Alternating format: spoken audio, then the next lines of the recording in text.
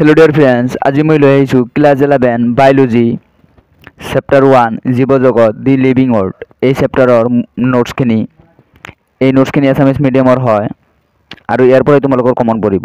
First of all তোমালোকে heading দিবা জীৱ বৃদ্ধি প্ৰজনন চৌপাশৰ পৰিৱেশ উপলব্ধি কৰিব পৰা সামৰ্থ্য অনুভূতিশীলতা এইবোৰ জীৱৰ উল্লেখযোগ্য গুণ। তাৰপিছত হেডিং দিবা জীৱৰ বৈশিষ্ট্য, এইটো ইম্পৰ্টেণ্ট হয়। জীৱৰ কিছুমান বৈশিষ্ট্য হ'ল ৰোমান 1 জীৱৰ বৃদ্ধি হয়, কোষৰ বৰ আৰু সংখ্যাৰ বৃদ্ধি হয়। ৰোমান 2 জীৱৰ প্ৰজনন ক্ষমতা আছে, জীৱসমূহে যৌন আৰু অযৌন প্ৰজনন প্ৰক্ৰিয়াৰে বংশবৃদ্ধি কৰে। ৰোমান 3 জীৱৰ দেহত বিপাকীয় প্ৰক্ৰিয়া চলি থাকে, জীৱ দেহত সৰু ডাঙৰ বিভিন্ন আকাৰৰ বিভিন্ন প্ৰকাৰৰ বিভিন্ন কাৰ্য কৰিব পৰা ৰাসায়নিক দ্ৰব্য প্ৰস্তুত হৈ থাকে আৰু এইবোৰ জৈৱিক অণুলৈ ৰূপান্তৰিত হয়। আৰু এই নোটছখিনি তোমালোকে লিখি ল'বা।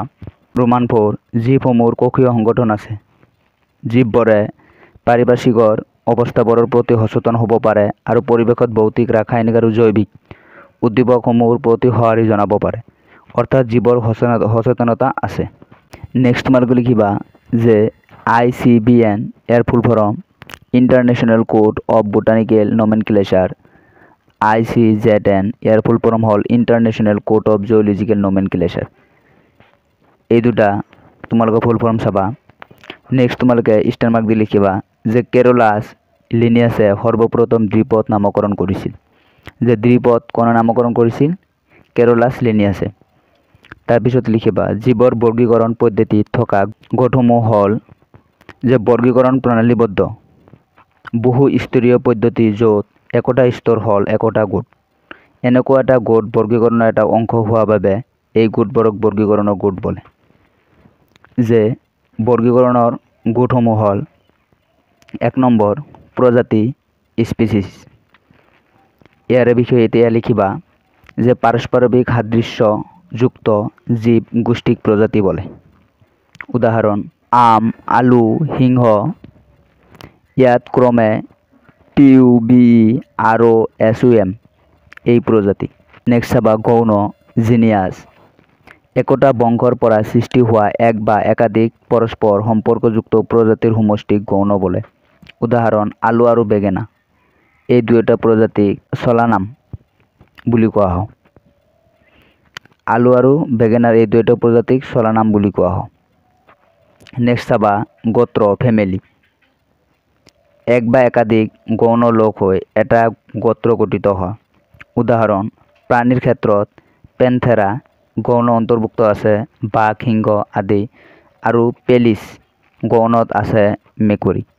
এই দুয়োটাই কি হয়? গৌণ হয়। ফেলাইডে গোত্ৰৰ অন্তৰ্ভুক্ত। নেক্সট হ'ল বৰ্গ, ইংলিছ টাৰ্মবিলাক তোমালোকে লিখি ল'বা। অৰ্ডাৰ, এক বা একাধিক পাৰস্পৰিক সম্পৰ্কযুক্ত গোত্ৰৰ সমষ্টিক বৰ্গ বোলে। উদাহৰণ প্ৰাণীৰ ক্ষেত্ৰত কাৰ্নিভৰা বৰ্ণটোত অন্তৰ্ভুক্ত হৈছে ফেলাইডে এণ্ড প্লাইডে। নেক্সট হ'ল শ্ৰেণী ক্লাছ, এক বা একাধিক পাৰস্পৰিক সম্পৰ্কযুক্ত বৰ্গৰ সমষ্টিক শ্ৰেণী বোলে। উদাহৰণ বান্দৰ। নেক্সট হ'ল পৰ্ব, ইংলিছ টাৰ্মটো তোমালোকে চাই ল'বা। এক বা একাধিক পৰস্পৰ সম্পৰ্কযুক্ত শ্ৰেণীৰ সমষ্টি হ'ল পৰ্ব। উদাহৰণ মাছ, উভচৰ, সৰীসৃপ আদি। যদি তোমালোকে স্পেলিং ধৰিব নোৱাৰা তেতিয়াহ'লে তোমালোকে NCERT-খন পঢ়ি ল'বা, তেতিয়া তোমালোকে স্পেলিং ধৰিব পাৰিবা। নেক্সট হ'ল ৰাজ্য কিংডম, প্ৰাণীৰ ক্ষেত্ৰত সকলোবিলাক পৰ্ব লগ হৈ ৰাজ্য গঠন কৰে, আনহাতে উদ্ভিদৰ ক্ষেত্ৰত সকলোবিলাক বিভাগ লগ হৈ ৰাজ্য গঠন কৰে। ইয়াৰ পৰা 1 মাৰ্কৰ কুৱেশ্যন হ'ব পাৰে যে প্ৰাণীৰ ক্ষেত্ৰত পৰ্ব লগ হৈ মানে ৰাজ্য গঠন কৰে আৰু উদ্ভিদৰ সৈতে বিভাগ লগ হৈ ৰাজ্য গঠন কৰে। তাৰপিছত চাবা যে সাধাৰণ নাম আৰু বৈজ্ঞানিক নাম। যে মানুহ মেন, ইয়াৰ বৈজ্ঞানিক নাম হ'ল হোমোচেপিয়েন্স।